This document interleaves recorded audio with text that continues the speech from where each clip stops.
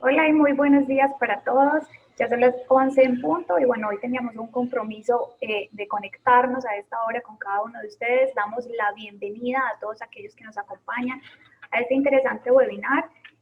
Como bien saben, tenemos nuestros ciclos de webinar, los tenemos miércoles y jueves. El día de hoy tenemos un espacio académico donde vamos a tratar el tema sobre cómo hacer una debida diligencia para empresas estadounidenses y con herramientas open source. Hoy tenemos un invitado especial y también nos acompañará, por supuesto, nuestra gerente de riesgos, Natalia Vera. A todos una cordial bienvenida. Recuerden que sus preguntas las pueden hacer a través del chat o también pueden usar el botón de preguntas y respuestas, las cuales las iremos, digamos, acumulando para el momento del espacio de preguntas y respuestas. También por el chat les voy a dejar el link del YouTube Live, donde se está transmitiendo también este webinar, por si acaso tienen colegas que no pudieron acceder, pues tenemos muchísimas personas ya registradas de todos los sectores, tenemos público, privados, a los reguladores también que nos acompañan el día de hoy, muy bienvenidos.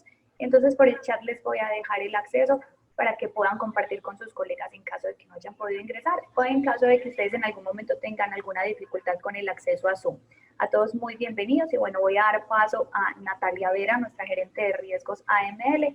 Natalia, muy buenos días.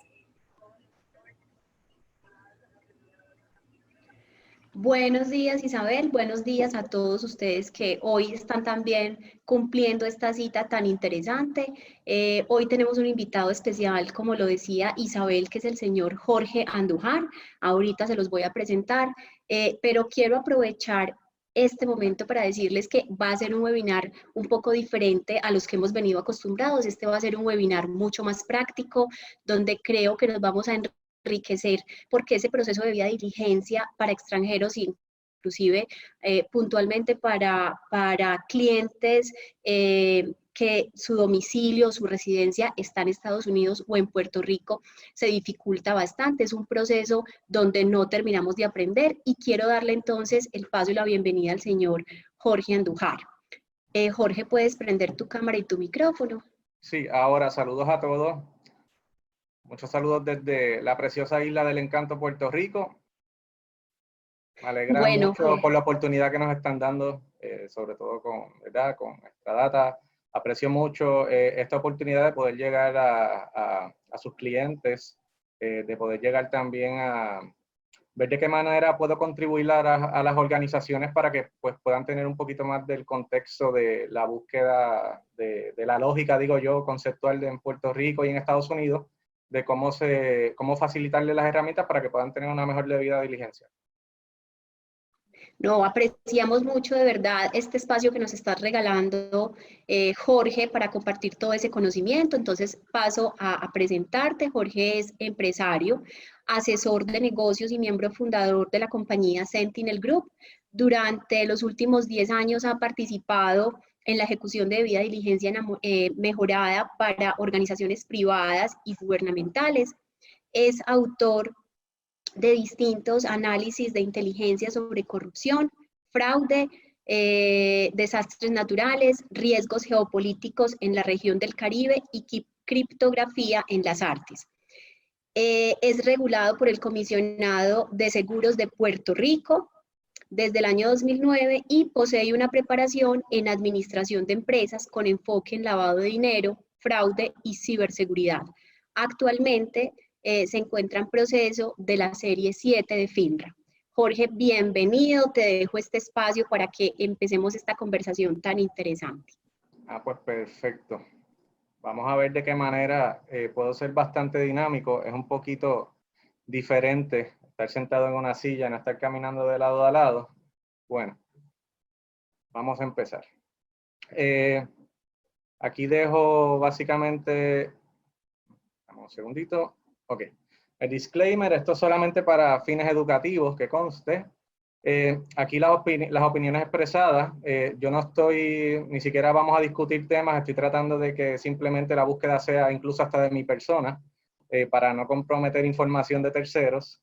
De igual manera, cualquier información de terceros que quizás salga en el taller, pues sin duda esto no representa acusación, meramente se está utilizando para fines educativos. De igual manera, posiblemente podamos ver algún tipo de estructuración o enlaces, personas relacionadas, pero esto meramente tenemos que dejarlo en temas de educación. No obstante, toda esta información es pública, ¿verdad? Tengo que ser un poquito claro en esto. El objetivo y alcance, esto va dirigido a analistas, investigadores, administradores de riesgo, distintas profesiones. Esto muy bien también puede funcionar tanto para hacking, para poder establecer, buscar información sobre las vulnerabilidades de su empresa. También puede ser utilizado para hacer investigaciones de mercado, perfilación, incluyendo hasta perfilación criminal.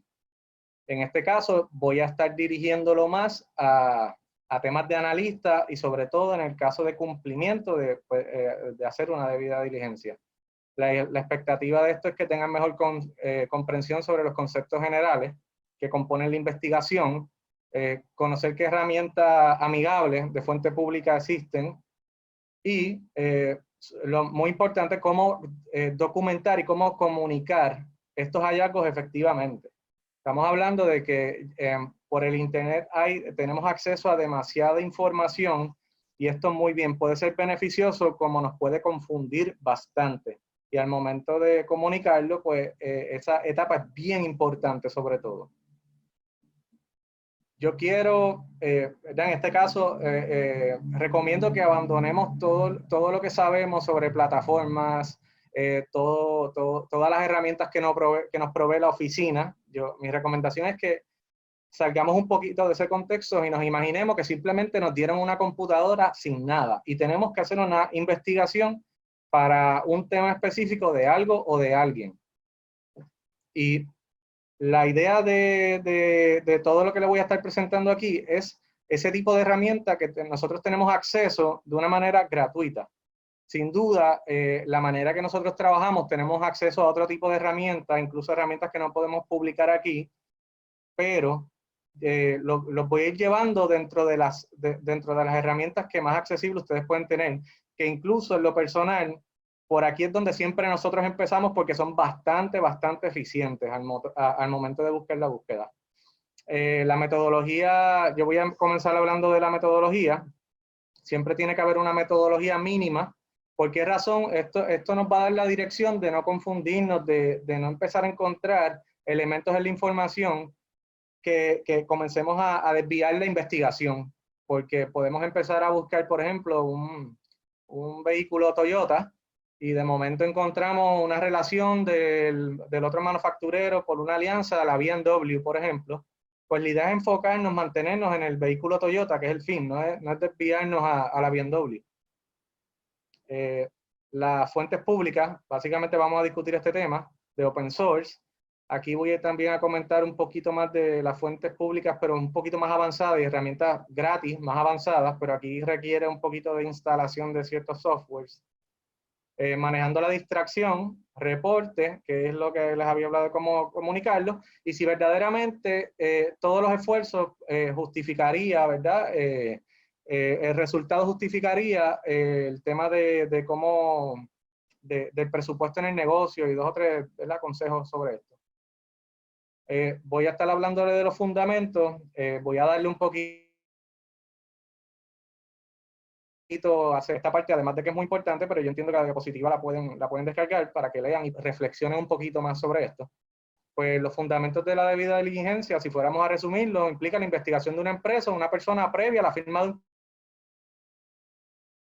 contrato. Es decir, que si usted va a comprar un vehículo, usted tiene que hacer una debida diligencia. Si va a comprar una casa, tiene que hacer una debida diligencia. Incluso, hasta para casarse hay que hacer una debida diligencia, si fuéramos a verlo. Usted no se quiere casar con la persona que va a pasar el resto de su vida, ¿no? Pasar con la persona inadecuada.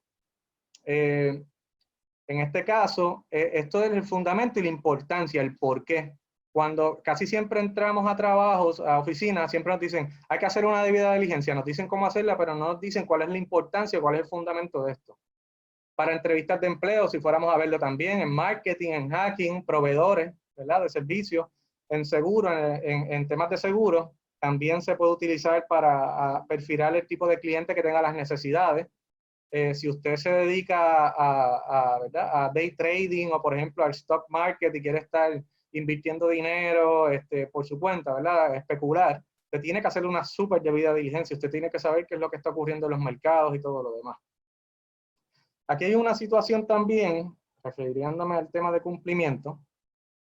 Cuando piden hacer una debida diligencia en lavado de dinero, básicamente las personas dicen, eso es cumplimiento. Cumplimiento, ok, sí, cumplimiento, pero no. ¿Qué es lo que estamos buscando? Esa es la idea.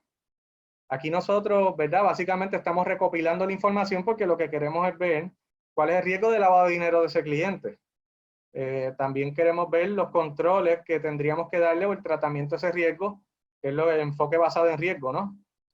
Pero, como nosotros estamos tratando, o sea, ¿cómo lo puedo explicar? Hay que leer bastante. Si vamos a estar hablando de lavado de dinero, nosotros tenemos que entender, el criterio es muy importante. ¿Por qué? Porque hay decisiones que se van a tomar basado en esta investigación, en esta debida diligencia. Entonces, ¿bajo qué criterios están basando eso? Por ejemplo, es el problema de muchos analistas que nos contratan o muchas empresas que nos contratan, tienen bastantes situaciones en que los analistas ni siquiera toman, por ejemplo, el libro prestado de la Asociación de CAMS, que es un buen libro de Certified Anti-Money Laundering Specialist, no lo toman. En Colombia me di con el caso de que hay varias personas que trabajan en muchos análisis, sobre todo, ¿verdad? Los analistas, que para mí son un activo grandísimo. El analista junior para mí es un activo grandísimo porque es más fácil educar a una persona empezando que tratar de romper estereotipos de la industria de la tecnología con las personas que ya tienen una manera de trabajar. Entonces, este tipo de muchachitos, ¿verdad? Refiriéndome a los juniors, ni siquiera, he visto muchos que ni siquiera hacen el intento de entrar al tema a los cursos. Por ejemplo, en Colombia, lo primero que yo hice fue para poder establecer y ver cómo funcionaba el SciLab, fue tomar el curso de la UIAF, que era gratis. Básicamente lo tomé en un día. Pues claro, pero yo quería saber qué era lo que pasaba. Eso que yo entiendo que las personas, uno tiene que estar empapado y educado de lo que uno está investigando. Uno se tiene que mantener actualizado. Y entonces, alterno a eso, uno tiene que comenzar a crear, a buscar la educación alterna. Por ejemplo, yo resolví un caso casualmente que era tenía que ver con un delito financiero, pero había un crimen envuelto, un asesinato. Y entonces, pues, básicamente en mi tiempo libre, pues yo estudio mucho de lo que es teología y todo lo demás. Y por fortuna pude empatar un patrón que tenía que ver con el aspecto hasta religioso. Y eso ayudó a la resolución de ese caso. Aquí, pues, yo exhorto a los juniors, manténganse estudiando, y a los que ya llevan tiempo, mantengan estudiando también de todas las nuevas metodologías y todo. Usted tiene que estudiar. No hay manera de tomar buenas decisiones si usted no sabe el material de lo que está investigando. ¿Cuál debe ser el resultado? Sencillo, llevar la idea de lo abstracto a lo concreto. Para esto yo recomiendo que tiene que haber una metodología. Voy a acelerar un poquito en el tema de la metodología, porque esto, pues, de igual manera, ustedes van a tener esta diapositiva y esto es a modo de reflexión. Yo usualmente cuando comienzo las investigaciones siempre me trazo un objetivo, luego voy al contexto, luego voy a las 6W, que les voy a estar explicando bien qué es lo que es eso, y luego al índice. Objetivos básicamente es el propósito de desarrollar la investigación. Son las metas específicas. Por ejemplo, yo tengo que vincular a un cliente al banco. ¿Cuál es el objetivo? Pues tengo que evaluar el riesgo. Ese es mi objetivo, no es investigarlo. Mi objetivo es evaluar el riesgo. Claro, debo investigarlo para poder cumplir con ese objetivo. Pero no me puedo desenfocar de eso, porque cuando entre, si no tengo el objetivo claro, voy a empezar a divagar, voy a empezar a ver, y la mente se me va a distraer. Yo siempre pongo el ejemplo de Facebook. A veces uno se conecta y dice, bueno, déjame ver si tengo una notificación. Y cuando vienes a ver, sigues viendo información, y cuando vienes al final, estuviste 20 minutos invertidos ahí mirando información que no era relevante para tu objetivo. Entonces, las características, aquí, ¿verdad? Yo explico un poquito, debe haber coherencia entre los objetivos de la investigación. Trate de lo que le había hablado, la información colateral que usted consiga, si es muy importante, póngala como un anexo. Si es demasiado importante, haga una nueva investigación bajo ese tema, pero no se desenfoque. El contexto es el ámbito de la investigación. En este caso, yo tengo que hacer de que esa investigación de un tema muy abarcador, como estamos hablando de un testaferro del régimen venezolano, la investigación es bien amplia. Estamos hablando de, hay mucho poder, hay muchos temas de corrupción, muchos temas de lavado, modalidades, pues yo a base de lo que estoy investigando o del contexto que le quiero dar para poder adaptarlo a mi investigación, no obstante, ¿verdad? La investigación debe tener un fin. Por ejemplo, mi organización, pues yo quiero investigar para ver los patrones de corrupción de eso. Pues yo me tengo que centralizar en eso, tengo que hacer de que ese contexto, de todas las cosas que pueden estar pasando, que incluye temas de lavado transnacional, cómo llevarlo a mi contexto, a lo mío, a lo pequeño. Por ejemplo, a mi geografía, a mi segmentación, a mi industria, a mis temas socioculturales. Esto usualmente se hace mucho en mercadeo. Uno trata de segmentar el contexto de la investigación de mercado, va segmentada a base de mi producto. Pues mira, yo quiero vender un frasco de champú que es para quitar las canas, por ejemplo. Pues yo tengo que buscar personas del área geográfica y una segmentación de mercado con esas necesidades. Y yo me limito a cierta geografía. Lo mismo es con la investigación. Las 6W, esto lo utilizan los reporteros, incluyendo las agencias federales. Esto quiere decir what, why, who, when, where, and how. En este caso, el what es el qué, cuál es la de qué trata, qué estás tratando de averiguar, cuál es la razón de investigarlo. Voy a darle un poquito, acelerar un poquito esta parte, porque estas son lecturas que usted tiene que leerlas con calma y debe reflexionar sobre ellas. Pero de entrada, aquí vamos a estar preguntándonos el qué de la investigación. Entonces, el who, que es el quién, quiénes están involucrados, quiénes son los más afectados, quién necesita ser agregado o quiénes son los jugadores en esto. El por qué está ocurriendo, por qué es importante, por qué las partes contribuyentes necesitan estar allí. Esos son el tipo de preguntas que nos tenemos que hacer. El where es dónde, las ubicaciones, en qué parte está ocurriendo, dónde ocurre el mayor impacto. ¿Cuándo? ¿Cuándo ocurre el cambio? ¿Cuándo se lavó dinero? ¿Cuándo se incorporó la empresa? Ese tipo de situaciones, de preguntas tenemos que estar haciéndonos. ¿Cuándo ya no es importante? Es una bien importante, o sea, es literal. Las investigaciones, yo más adelante lo menciono, pero nunca vamos a terminarlas.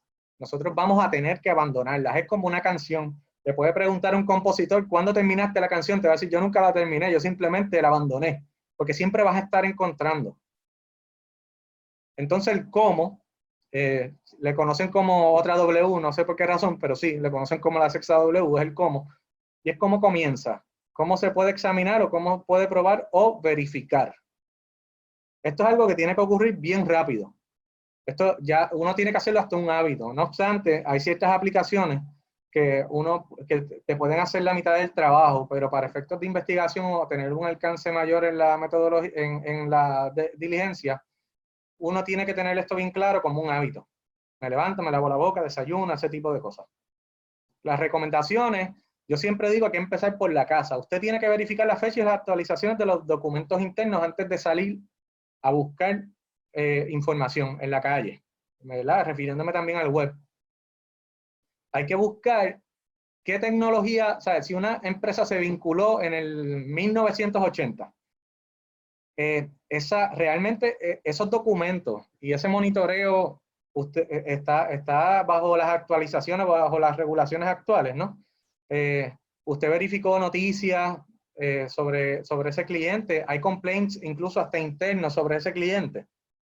En el caso, a mí me importa mucho la tecnología actual.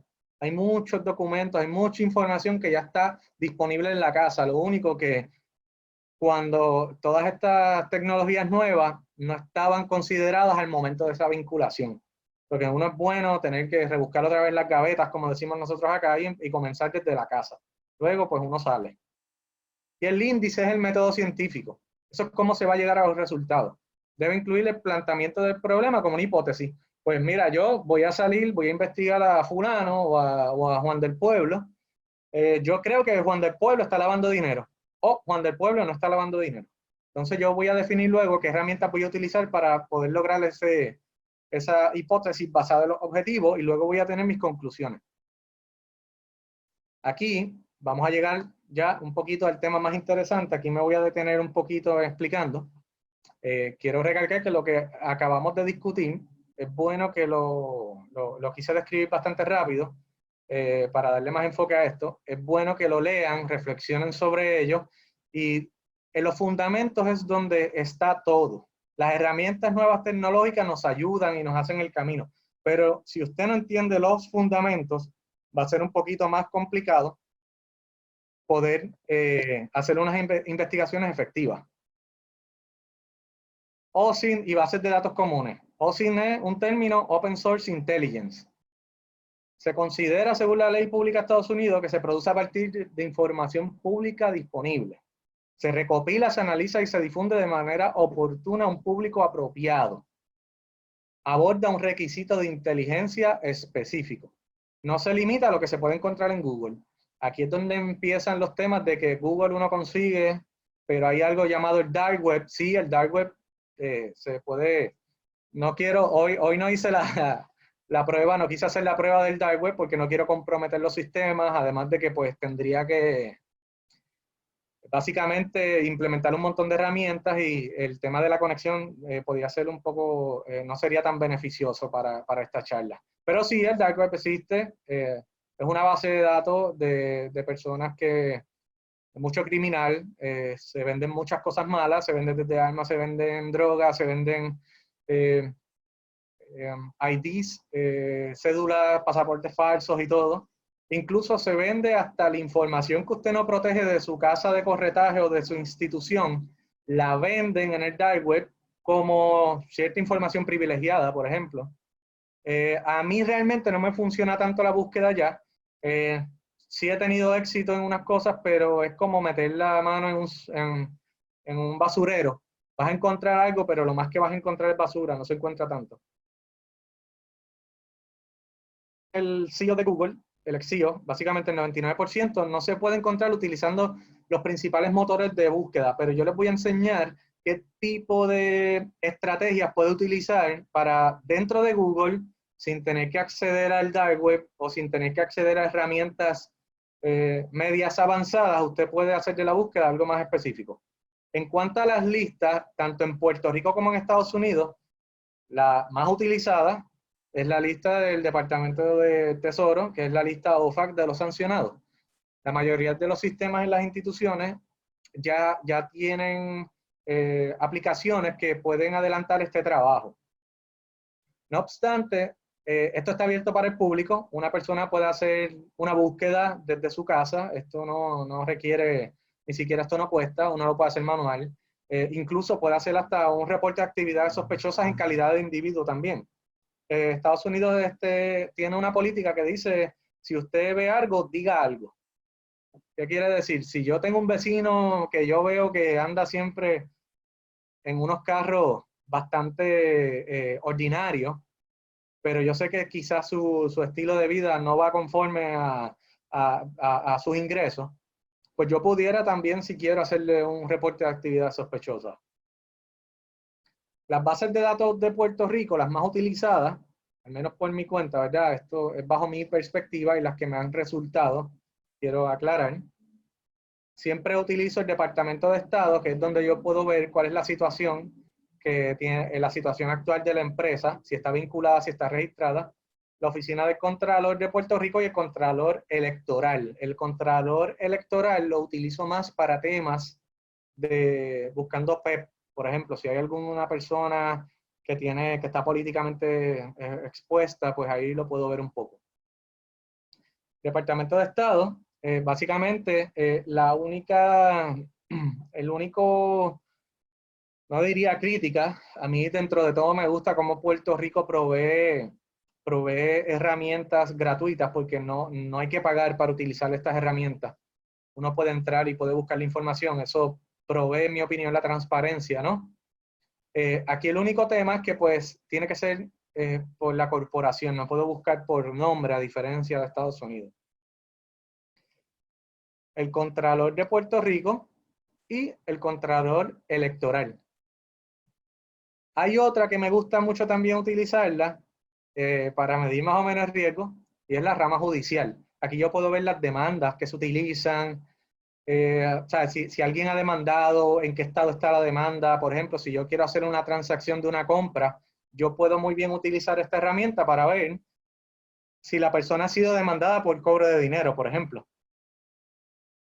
Y esto me ayudaría, ¿verdad?, a definir más o menos un riesgo o definir unos patrones de ese tipo de personas. Por ejemplo, hace un tiempo yo estuve investigando un caso de fraude. Me di cuenta que el defraudador, su pareja, fue demandada, pero que antes de entrar a juicio, la persona se declaró culpable muy rápido, muy rápido. Eso nos dio, básicamente nos dio inteligencia de que la debilidad de esa persona, en este caso de este defraudador, sin duda, de esta defraudadora, para aclarar, es que le importaba mucho la salud o el estado de ánimo, me imagino yo, o emocional de su pareja. ¿Por qué razón? Porque si no nos hubiesen declarado culpables, para el caso después que se analizó todo, hubiesen por lo menos dado la pelea, ¿no? Pero se declaró culpable muy rápido. Y efectivamente eso nos logró dar un caso de éxito porque empezamos a buscar de qué manera tratar de vincular en el caso de fraude a su, ¿verdad?, a su esposo, porque sabíamos que él no era tolerante y él era el que nos iba a dar una presión alterna para decirle a su pareja de que acabara de resolver ya el tema del fraude y que acabara ya. Y efectivamente eso fue lo que ocurrió. Simplemente fue una información que encontramos en esta base de datos. Por eso, pues claro, es el criterio, ¿no? A eso voy. Contrato de, ¿qué es criterio? Contrato de licitación. Vamos a hacer un ejemplo. Hay una empresa que alude que ganó una licitación con el Estado, pero desea abrir una cuenta, por ejemplo, en Panamá o en cualquier otro país. Usualmente este tipo de cuentas tienen que trabajarse a través de otro producto, no meramente una cuenta de banco. En ocasiones tienen que trabajarse hasta en fiduciaria, tienen que trabajarse en fondo, tienen que trabajarse en trust. Algo que yo les puedo decir a ustedes es que ustedes deben buscar en la base de datos del gobierno de Puerto Rico y encontrar si esa empresa se encuentra en lo que nosotros le llamamos good standing. Good standing es que la empresa ya llenó los reportes anuales y el Estado le dice que tú estás en cumplimiento. ¿Por qué razón? Ahora vamos al criterio. Hay posibilidad de que una empresa que esté incumpliendo pueda ganarse una licitación de una subasta pública. Es muy complicado de que esa empresa se haya podido ganar esa subasta. So que la herramienta básicamente es eso. Usted entra, va a buscar el certificado de good standing y ya. Aquí son las bases de estado del gobierno de Puerto Rico, Departamento de Estado, la Oficina del Contralor Electoral también. Antes de seguir aquí, déjame ver si yo puedo, vamos a hacer un ejemplo, ¿verdad? Ok. Para que más o menos lo tengan. Entiendo que sí se ve la pantalla. Déjame buscar voy a buscar una página que yo hice, una corporación reciente de dar la educación online.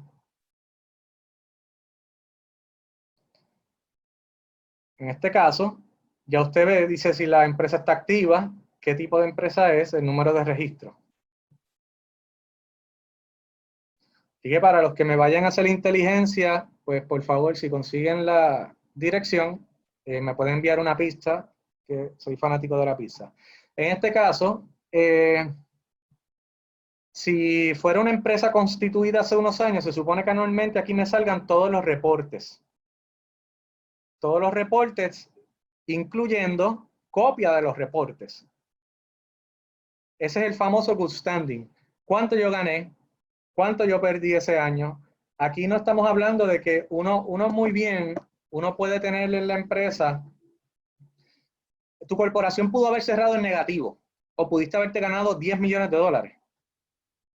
Pero tienes que llenarlo. Esto es algo que siempre tienes que cumplir con el Estado. Usualmente las empresas que les gusta evadir impuestos o lavar dinero o hacer cosas malas, se va a dar cuenta que va a haber un patrón de que cada 3 años no lo llena. Cierra la corporación y abre otra, y cada 3 años no lo llena. Ellos prefieren pagar la multa, pero claro, ellos quieren pasar por debajo del radar, y siempre van a estar en este incumplimiento. Una persona que le dice a usted, por ejemplo, en otro caso, que se ganó una subasta pública y está en incumplimiento, oye, venga, posiblemente no. O sea, hay una alta posibilidad que esa subasta no se la ganó. Usted le va a pedir estos documentos de good standing. Y luego, pues claro, tiene que estar bien amplio, en el sentido de que también ya tiene que activar su chip de fraude y tratar de investigar si esa documentación que le están enviando es auténtica, ¿no? Tiene que validarla. Algo también a mí me parece aquí bien particular en esta base de datos, fundaciones sin fines de lucro. Por ejemplo, esta base de datos tiene unos documentos que al final te va a decir, cuando en los certificados, te va a dar las direcciones, los teléfonos, los emails, incluyendo el nombre de los oficiales y de la gente residente. Te va a decir el exceso que tienen la corporación, por ejemplo. No excede los 3 millones de dólares, es lo que usualmente dice, o excede los 3 millones. ¿Qué quiere decir? Esas son las ventas usualmente de la empresa al año, los ingresos. Entonces, ahora hay que activar el criterio. Si usted encuentra aquí una fundación sin fines de lucro, tiene 18 oficiales que pertenecen a temas administrativos de la empresa, es decir, oficial 1, tesorero, oficial 2, oficial 3, pero la fundación sin fines de lucro no excede los 3 millones de dólares. Oye, el criterio que nos dice que posiblemente esa fundación sin fines de lucro se está utilizando para desviar recursos, básicamente, porque no es una fundación, ¿verdad? Uno lo que se pregunta es, oye, una fundación que no excede los 3 millones de dólares, aunque las fundaciones, no, ¿verdad?, son para gastar el dinero, ¿no? Pero, ¿por qué 18? Entonces, uno cuando mira los estados financieros ve que la fundación tampoco recaudó tanto dinero para temas sociales y responsabilidad social. ¿Por qué 18 oficiales? Eso es lo que yo le llamo el criterio. Bueno, en este caso, yo recomiendo, yo les voy a dejar los links en la presentación para que luego indaguen un poquito.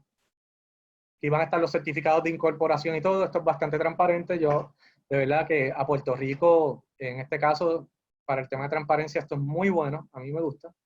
Tenemos aquí la oficina de Contralor, que aquí se está solamente, por ejemplo, contratista. Yo no soy contratista del gobierno, básicamente. Del gobierno de Puerto Rico, no soy contratista, eso que voy a poner mi nombre. Uno puede buscar, aquí, disculpen, sorry. Esto, a veces la tecnología, dicen que en casa de herrero, cuchillo de palo. Aquí uno busca los contratos que tienen las personas con gobierno. Bueno, ese no soy yo, pero en fin, aquí están todos los contratos públicos de los gobiernos. Para que esto es importante, para identificar los PEP, para identificar si verdaderamente la persona tiene una licitación con gobierno y se ganó una licitación, es una base de datos bien valiosa. Usted incluso puede hasta, si está haciendo un análisis de fraude, por ejemplo, usted puede hasta bajar el archivo Excel, que son muy interesantes, porque pues, puede básicamente customizarlo y hacerle gráficas y todo, y es más visible para temas de análisis. Es mucho más fácil. Esto es muy buena, la página del Contralor. Aquí también va a haber auditorías que ha hecho la Contralora de Puerto Rico. Va a haber también investigaciones de corrupción, ¿verdad? Básicamente las auditorías. Es muy interesante esta página, muy interesante, muy valiosa. Es gratis, es lo más importante, es gratis, no hay que pagar. Contralor electoral. Aquí por ética no voy a buscar, pero sí, usted puede poner el comité, el partido de afiliación de Puerto Rico que esté representando, la donación, ¿verdad? ¿Dónde se está donando? El país, puede también incluso el nombre del donante, por ejemplo, Jorge Andújar. Yo puedo poner aquí Jorge Andújar, yo no, ¿verdad? Obviamente yo no dono a partidos políticos, pero usted puede ponerle el nombre de la persona que usted está investigando y usted va a saber y puede crear hasta posibles alianzas. Y esto es bien interesante porque, por ejemplo, cuando yo investigo temas de corrupción, yo siempre busco aquí cuándo y cuánto gastó. Por ejemplo, he visto muchos funcionarios públicos que hasta luego de ser nombrado, por ejemplo, un gobernador ya salió electo, no está en campaña política, y por alguna casualidad, durante ejerciendo sus labores de gobernador o gobernadora, le hacen una donación. La pregunta es, ¿por qué una donación en un momento que no hay campaña política, ¿no? Porque una donación al partido. Posteriormente se va a dar cuenta de que salen nombrados como jefes de agencia, ese tipo de situaciones, y ahí es que entonces empieza uno a entrelazar los vínculos, PEP y todo. Pues claro, ahí de luego pues yo utilizo las redes sociales. Las redes sociales es un éxito porque en este caso pues ahí yo empiezo toda la información que consiga acá, yo empiezo a buscarle en las redes sociales también. Y si le donó a fulano, pero yo sé que el cabildero de tal político se llama Juan del Pueblo, pues voy a ver si él tiene a sus amigos en las redes sociales Juan del Pueblo. Ese tipo de situaciones. Pero ya esto es un poquito más abarcador, ¿no?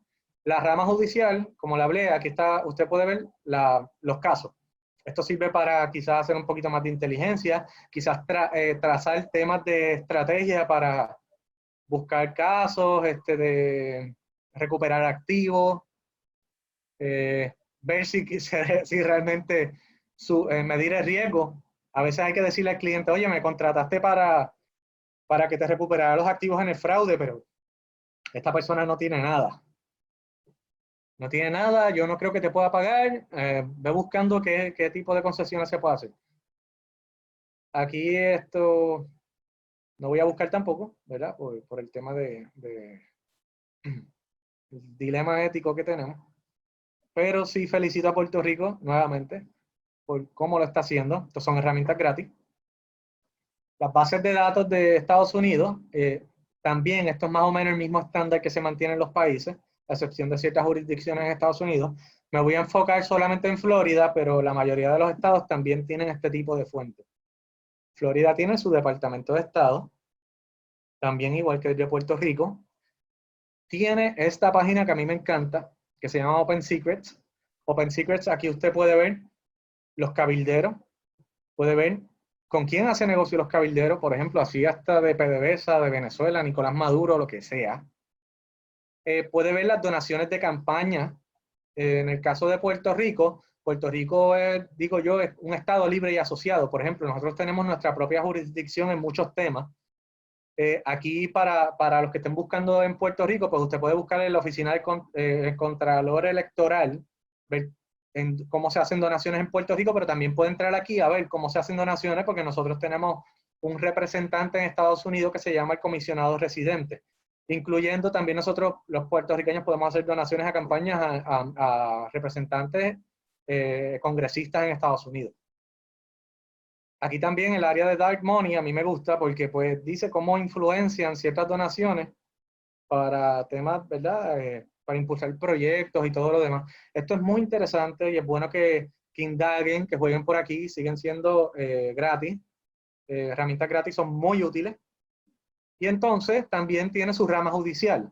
Y aquí es donde usted va a poder indagar bastante también en temas de si fue demandado o no fue demandado. A veces nosotros tenemos personas que roban en Estados Unidos, pero vienen a Puerto Rico, son residentes de Puerto Rico. Entonces no tienen demandas en Puerto Rico, pero sí tienen litigios federales por robar dinero. Aquí les voy a dejar todos los links. No quiero entrar a discutir cada link de esto y cómo corren. Bueno, sí, en este caso sí. Hay dos aquí. Disculpen. Ok. Tengo otra fuente pública que se llama Ripoff Report, que esta me encanta. Esta es para fraudes. Y los Panama Papers, que es otra que yo utilizo, pues, porque aquí hay personas del mundo entero. Y como les comenté, las redes sociales. Las redes sociales son ilimitadas. Hay muchas regulaciones que últimamente han salido, y más en este año, porque son temas de, como estamos corriendo las elecciones presidenciales, las bases de datos de, por ejemplo, de Facebook han entrado en temas de seguridad un poquito mayores, pues por el dilema que ocurrió con Cambridge Analytica en el 2016. Consideraciones, esto es importante más que las bases de datos, pero déjame ver si puedo entrar. a indagar un poquito. Ok. Florida Corporations. Aquí es interesante, más o menos lo mismo. La ventaja que a diferencia de Puerto Rico, yo puedo buscar por el agente residente, que es la persona que incorpora, no es el dueño de la compañía, puede ser un abogado. Posiblemente si usted pone el nombre de un abogado aquí, va a salir que tiene 200 empresas. No, es que el abogado usualmente es el que registra ese tipo o está autorizado también. Como también puede buscar por el nombre de la entidad. A diferencia de Puerto Rico, a mí me gusta porque puedes buscar por nombres de personas o nombres de oficiales. A ver si aquí hay algún...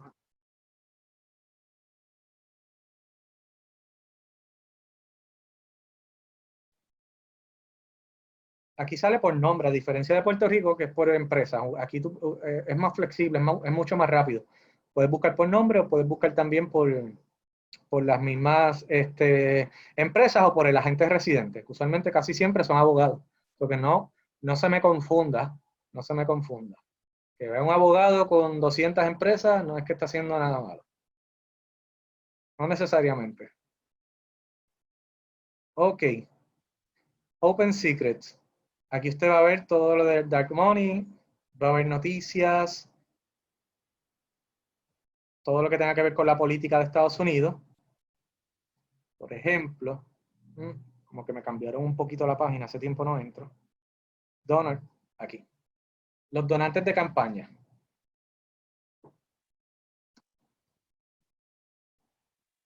Espero que no haya un Jorge Andújar que haya hecho una donación. Ok, perfecto. Aquí no tengo.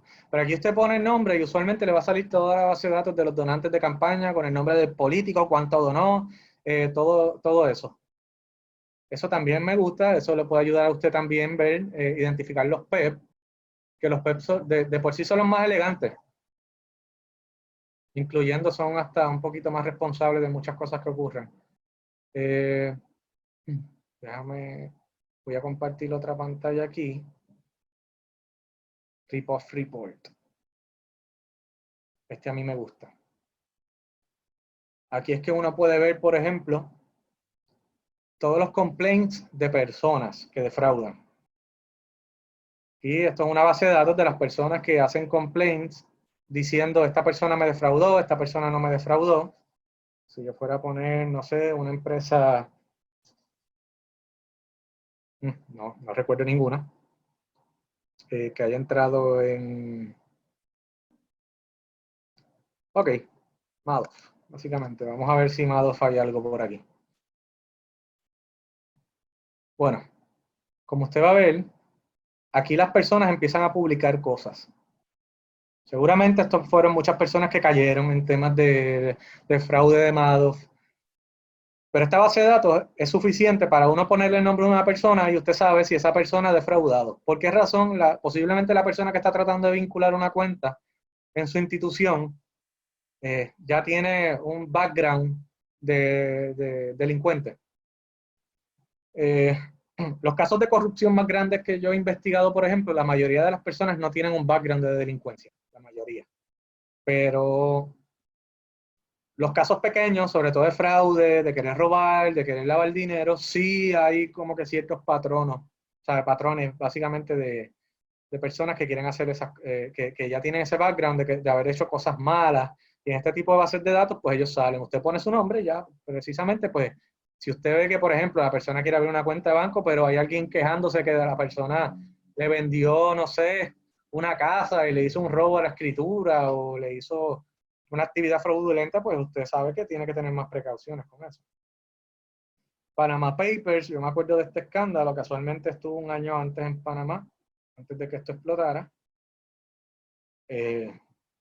Ya se estaba hablando de lo que venía. Aquí usted puede buscar por país y por jurisdicción. No obstante, yo siempre digo, es que las personas salgan aquí no necesariamente están haciendo cosas malas. El bufete hizo muchas cosas malas, ¿no? Pero hay muchas personas que usted se va a dar cuenta, yo entiendo que eventualmente se trataba de discutir algún tipo de webinario que tiene que ver con la doble moral, usted se va a dar cuenta de que básicamente acá en Estados Unidos, el tema de la doble moral es muy marcado. Aquí en el fondo a nosotros lo que nos importa es que la situación se resuelva y que se pague, ¿no? Hay muchas personas, incluyendo muchos reggaetoneros en Puerto Rico, pasaron por aquí, pero fue una mera mala, un mal consejo. Cantaste en Colombia, cantaste en Argentina, deja el dinero en Sudamérica, incorpórate en Panamá como una estrategia de negocio. Fue fatal. ¿Por qué? Puerto Rico realmente no tiene que, los ciudadanos norteamericanos, no, como nosotros somos norteamericanos, no tenemos que divulgar el tema de FATCA aquí. Al igual que personas que vengan que sean de la Unión Europea, ¿verdad? De los acuerdos de la Unión Europea, no tienen que llenarse de ese tampoco acá.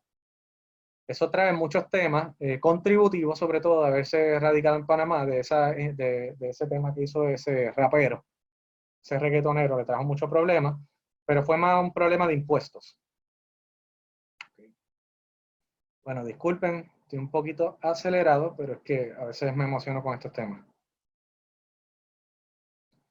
Regla general. Aquí vamos al contexto lógico. Primero, en Estados Unidos no se utiliza el apellido materno. Puerto Rico sí lo utiliza. Mi nombre es Jorge Andújar. Yo utilizo el apellido de mi padre, ¿no?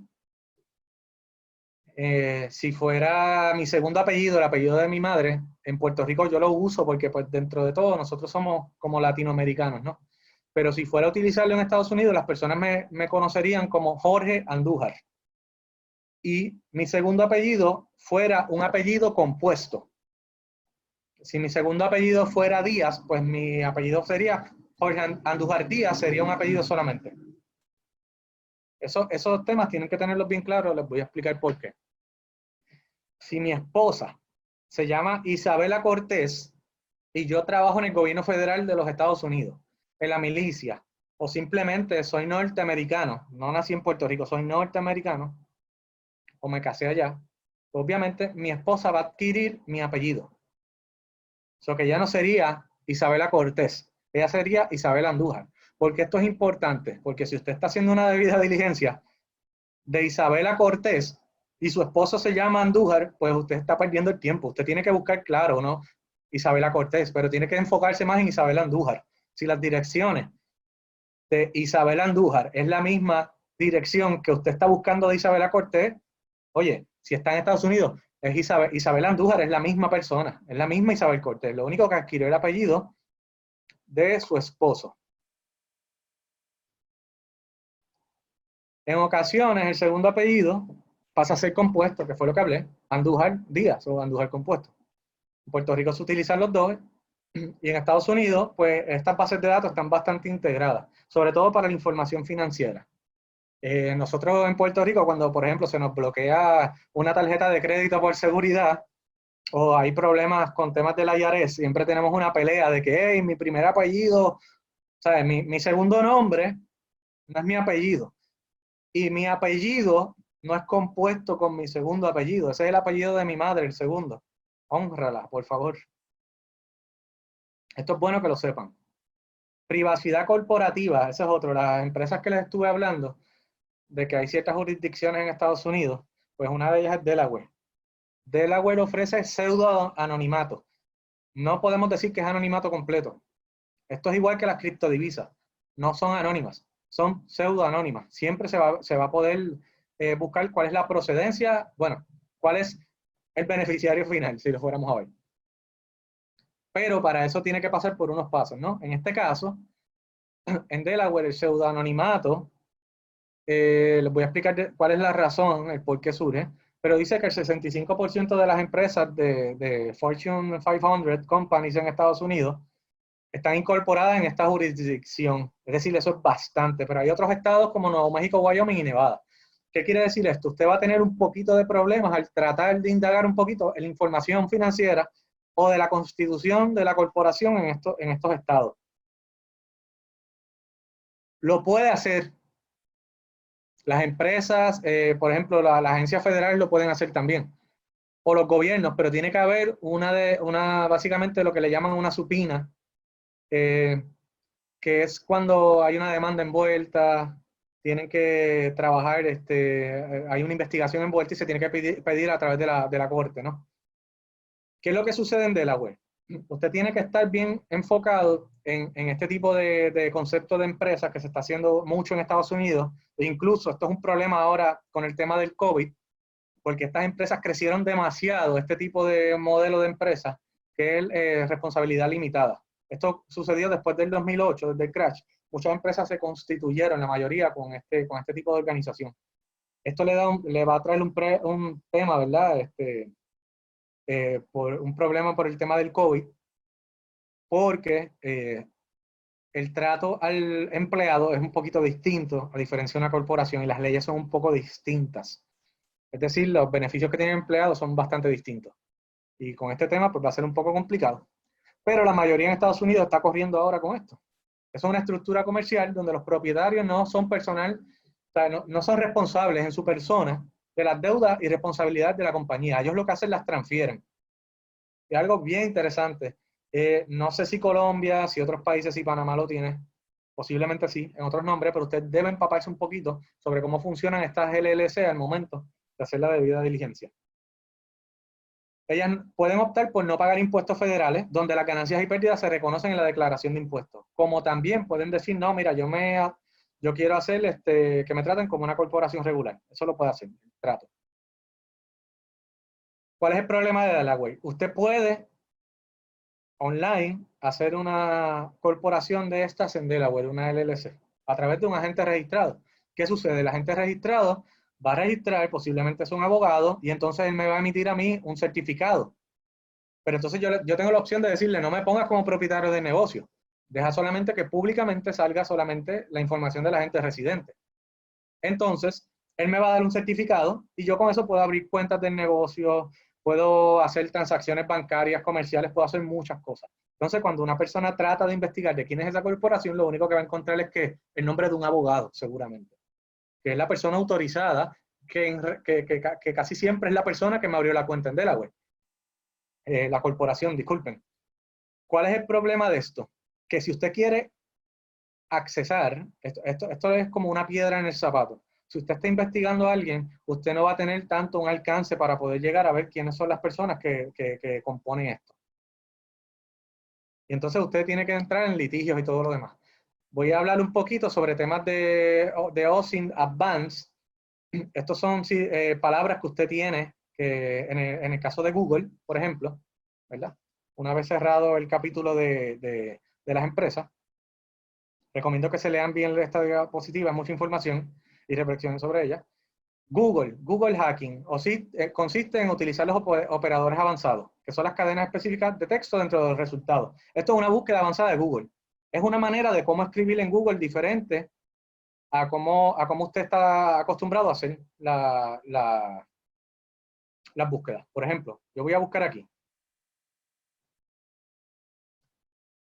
Yo puedo poner Jorge Andújar, que yo voy a poner file, el tipo de archivo que yo quiero asegurarme. Disculpen, ok. Le voy a poner estos dos puntitos y voy a poner, no sé, Excel. Y aquí yo voy a tener todos los archivos Excel relacionados que contengan Andújar. Claro, yo fui un poquito abierto en la búsqueda y puse mi nombre así, pero hay maneras de cómo cerrar el nombre. Y usted puede ser un poquito más efectivo en la búsqueda. Estos son trucos que uno lo que está haciendo, no es engañando, pero estás tratando de entrar un poquito más al fondo de las herramientas que tiene Google para buscar. Por ejemplo, site, usted puede buscar site, el tipo de archivo, nombre entre comillas, para hacer una búsqueda de un nombre específico, nombre y asterisco es nombre y relacionado, o la fecha. Usted pone Jorge Andújar 2010, dos puntitos, 2019, y le va a salir el rango de búsqueda de esa fecha específicamente. Para esto deberíamos de hacer 5 webinarios, porque es que hay muchos operadores avanzados. Yo recomiendo que busquen en Google el diccionario completo y empiecen a jugar. Esa es la única manera de poder aprender a hacer esto. Las otras herramientas que yo utilizo, DNS Dumpster, dominios, TinyEye. Con esta yo busco los dominios. Con esta yo busco, por ejemplo, una factura. Me envían una factura. pero yo veo que el logo de la factura es extraño. Yo digo, espérate, esa cuenta de este cliente es súper raro. Yo puedo descargar el logo y puedo subirlo a una plataforma y le va a hacer un reverse image engineering, básicamente, y me va a decir si esa foto se ha utilizado en algún tipo de factura, en algún website y todo. Y ahí yo me aseguro de que la persona o es la persona que dice ser o me está tratando de defraudar. Posiblemente encuentre hasta que la persona ha hecho otros artículos y sea una persona bona fide, ¿no? Shodan, aquí usted puede conseguir hasta de todo, literal, hasta una lavadora, hasta una tostadora si se conecta al Wi-Fi, básicamente. Esto yo lo utilizo para ver, básicamente, si la empresa, si hay una empresa que está tratando de tomarme el pelo, y a veces pues estas empresas entran y dejan hasta las cámaras prendidas y pues gratis uno lo puede ver, ¿no? Harvester, esto es una herramienta que yo monto en computadoras virtuales, también tiene lo mismo. Nombres de empleados, puedes conseguir muchas cosas. Y Maltego. Básicamente, estas tres herramientas usted puede accesarlas gratuitamente en Internet. Yo les voy a dejar los URLs también y usted puede accesarlas. Son gratis. Estas ya se tienen que utilizar computadoras virtuales. En este caso, yo voy a compartir con ustedes, básicamente como yo lo hago, con una computadora virtual. Esto básicamente son las primeras etapas de cuando uno está básicamente haciendo un tema de hacking. ¿Cuál es la diferencia? De que yo estoy recopilando información, como haría cualquier hacker para buscar la información, lo único que yo no la estoy explotando. Un hacker busca toda la información y después la explota. Por ejemplo, yo voy a buscar aquí, voy a buscar Microsoft, para no irnos un poquito. Esta herramienta es muy buena, esta es Maltego.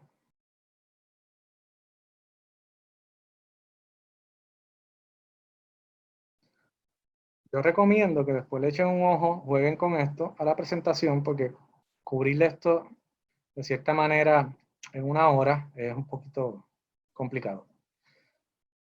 Esta herramienta a mí me encanta porque pues seguramente me va a tirar unos errores porque es que yo solamente la monté para efectos de esta presentación, no estoy usando mi computador que utilizo para las investigaciones. Ok, me está pidiendo todo esto.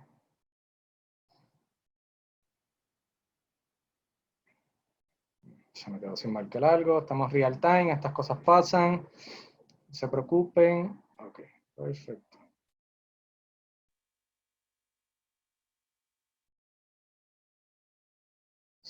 Ok. ¿Qué sucede con estas transformaciones? Ella va a empezar a buscar sobre ese dominio. ¿Dónde está el dominio? ¿Quiénes son? Los IP address. Estamos hablando, aquí va a haber muchísima información. Bastante información, yo diría. Yo realmente cuando empiezo a hacer búsquedas, comienzo por aquí. Usted puede buscar teléfono, usted puede buscar IP address, usted puede buscar correos electrónicos, dónde se vinculan, en qué bases de datos están esos correos electrónicos. Por ejemplo, si yo tengo una duda sobre algún tipo de persona que me está enviando un correo electrónico, pero yo veo que es un correo electrónico que no necesariamente sea bastante confiable, ¿no? Pues yo, sin duda alguna, pues voy a tratar de no, de investigarlo, ¿no? Oye, espérate, esto está un poquito, yo creo que está, vamos a ver. Deja que termine. Bueno, anyway, yo creo que está, quizás por el Zoom, como que la aplicación no me está funcionando en esta computadora. Pero en fin, esta herramienta es muy útil. Esta herramienta te busca bastantes modelos, ¿no? Igual, esta Harvester es otra herramienta, no la voy a poner a escanear, pero esta herramienta de Harvester nos da a nosotros la oportunidad de poder buscar el dominio, poder buscar el límite de usuario y, sobre todo, todas estas fuentes. Y aquí, ¿qué sucede? Esto tiene hasta linking. Y entonces, por el email ya me salen, si esa persona, todas las personas que estén en linking, ya me va a dar una lista completa de todos los trabajos, o sea, de todos los puestos de trabajo, si esa persona trabaja, qué se dedica, en qué empresa está trabajando y todo. No la voy a poner a escanear, ¿verdad? Por el tema que estoy teniendo un poquito de que parece que el procesador no aguanta tanta presión en este caso. Ok, de igual manera, ya tengo que empezar a bajar. Me encantaría poder seguir, que podamos seguir conversando sobre estos temas. Yo recomiendo que comiencen a entrar en temas de reflexión, por ejemplo, como es este de manejar la distracción. Tenga los objetivos bien definidos. Usted va a bregar con corruptos. Usted tiene que ponerse una fecha a la hora de hacer el tema. Usted no va a estar toda la vida haciendo una investigación, hay que cumplir con el regulador lo más rápido posible. Y lo más importante, no concluya sin investigar. Usted tiene que ser humilde, no pretenda tampoco saberlo todo. Y las recomendaciones de reporter, básicamente, yo recomiendo el bluff, que esto lo utiliza la milicia. Ellos lo que quieren decirle es lo más importante al principio. Y de esta manera, yo utilizo siempre un modelo, hago un tipo de resumen ejecutivo y por bullets empiezo de importancia. Fulano tiene una compañía constituida en Panamá y hago un mini resumen. Y lo mismo en el otro, por bullets, así. Básicamente, recuerda que los oficiales van a tener que, o de cumplimiento, o las personas que van a leer esto, el informe puede tener 20 páginas, pero por lo menos las primeras 2 páginas usted se tiene que concentrar en esto, en la importancia. Que yo lea esto y ya yo tenga todo el escenario completo del informe. Si no, después cuando yo tenga tiempo, pues leo lo demás. Esa es la idea de esto. Entonces, adaptarlo al negocio. Como vieron, esto es algo bien complejo, esto es una debida diligencia bastante abarcadora. La importancia de reflexión. El resultado justifica el tiempo y los recursos de la debida diligencia. Eso usted tiene que ponerlo en presupuesto. Si usted tiene un departamento de cumplimiento, usted tiene que saber qué herramientas usted va a implementar que le hagan la mitad del trabajo. Por lo menos lo básico, y tiene que tener ciertas personas, analistas, diestros en este tipo de herramientas complejas para que le pueda dar la mano a usted en este tipo de investigaciones, aún usted tenga que ponerle una fecha, decirle, mira, tienes un día para hacerme una debida diligencia lo más rápido posible. Pero usted tiene que tener también, ¿verdad?, utilizar las plataformas a su favor. No va a estar 3 días para hacerle una diligencia a un cliente para tener que vincularlo. No es costo efectivo. ¿Y hasta dónde contribuyen estas soluciones tecnológicas automatizadas? ¿Contribuyen a la empresa? En mi opinión, bastante, yo diría. Bastante. So que en el caso de ustedes, es bueno que hagan la asignación de qué herramientas deben comenzar a implementar en su departamento. Utilicen la tecnología a su favor, que por lo menos le haga no menos de la mitad del trabajo al momento de la debida diligencia, y usted se encarga de hacer una debida diligencia avanzada. Bueno, yo entiendo que ya con esto estamos. Me atrasé un poquito, ¿no? Después, para las personas que quieran, tengan alguna duda, que quieran entrar un poquito más, me pueden escribir, aquí está mi información. Y nada, espero que esto haya llenado básicamente sus expectativas, o al menos le haya dado un escenario de las herramientas que hay disponibles gratuitas, que están a su acceso para poder trabajarlas, o asignarlas o delegarlas a algún analista para que empiece a empaparse con ella y le dé la mano también.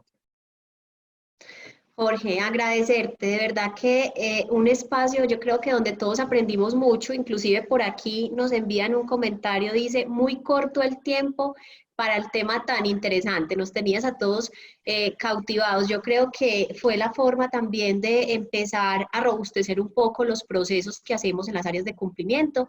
La verdad es que lo que decías al final, relacionado con buscar soluciones donde ya se incorpore todo este tema de herramientas, también nos va a ahorrar muchísimo tiempo. Y aquí hay unas preguntas por efectos de tiempo, como ya estamos sobre las 12, 4 minutos, te voy a hacer 2.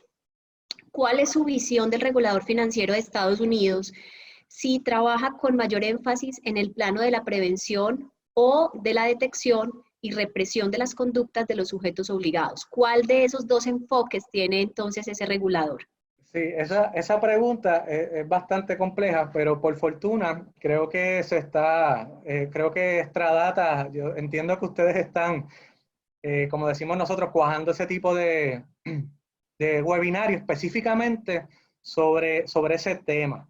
Sí les puedo adelantar, no obstante, me he dado cuenta que para temas de extranjeros, el regulador suele ser un poquito más duro en todo lo que no tiene que ver con Estados Unidos. Las razones las desconozco. Sí, en Estados Unidos las bases de datos están bastante amarradas. FinCEN tiene todo bien amarrado, bien incorporado. La acción de penalizar, sancionar, no sé por qué razón. Sí sé de muchas empresas que han sido sancionadas, muchas se hacen a puerta cerrada, muchas se negocian, pero ese seminario no se lo deben perder. No se lo deben perder. Se va a estar hablando de eso. Ok, vale. Entonces ese nos va a quedar para ampliarlo en las próximas invitaciones que ahorita Isabel nos las va a recordar. Sí, sí. Tenemos otra pregunta donde nos dicen si también se puede utilizar Open Corporates. Y nos preguntan adicional si Ripoff Freeport maneja bases de datos de compañías y personas naturales a nivel mundial o exclusivamente para Estados Unidos. Ripoff Report básicamente nace de todos los complaints de Estados Unidos y es como un foro básicamente que la gente empieza a poner sus inquietudes. No obstante, por temas de globalización, incluyendo la tecnología, ya estos temas se han hecho un poco más globales y pueden encontrar información tanto de consumo local de Estados Unidos, de su país, de China, de cualquier lugar, ¿no? Menciones. Básicamente, ¿dónde están alojadas esas bases de datos? Pues yo tengo mis dudas. Esto básicamente es algo que tiene que ver con información pública y es más como una comunidad. Pero sí, por la globalización va a encontrar de todo un poco. Puede conseguir hasta información. Yo encontré hasta de Colombia, pero hasta de Perú, por unos temas bancarios, pero fue por unas transacciones que pasaron por Panamá. Pero fue buscando una empresa estadounidense. Ok, bueno, La no, otra pregunta ya era, la otra pregunta me comentaste. la otra pregunta, no, ya era básicamente, eran esas dos porque ahora ya estamos sobre el tiempo, entonces vamos a anunciar de todas maneras los próximos webinars que tú ahorita hiciste alusión, que es muy importante porque se complementan muy bien con esto que hicimos hoy, Jorge. Resta obviamente agradecerte este tiempo que estuviste con nosotros, todo lo que dejaste a las personas que nos acompañaron en el día de hoy. Y le doy paso a Isabel. Gracias. Así es, Natalia Vera, Jorge Andújar, muchísimas gracias por este espacio que nos han regalado el día de hoy. Como lo decía Natalia, extendemos la invitación para los próximos webinars que tendremos la próxima semana. Tendremos 2 semanas más de webinar. Para el próximo jueves 2 de julio les invitamos a conocer qué es un ecosistema de emprendimiento y cómo ser parte de uno de ellos. También tendremos como invitado especial al señor Nelson Irías, director de la aceleradora Founder Institute en Medellín. También una invitación muy especial, creo que no deberían perderse este webinar que tendremos el próximo 8 de julio. Aquí hablaremos sobre el futuro de los procesos AML, un modelo de cumplimiento automatizado y virtual. Creo que eso refuerza mucho lo que estaba diciendo Jorge Andújar el día de hoy, lo que Natalia nos estaba ampliando como información sobre este aspecto que tendremos y que conoceremos, como decía Jorge, un tema también tecnológico de cómo apoyar todos esos procesos, obviamente con un equipo y con la tecnología. Un webinar muy importante para que no se lo pierdan. Ya están el link habilitado, se los acabo de copiar por el chat para que se inscriban de una vez y separen su espacio.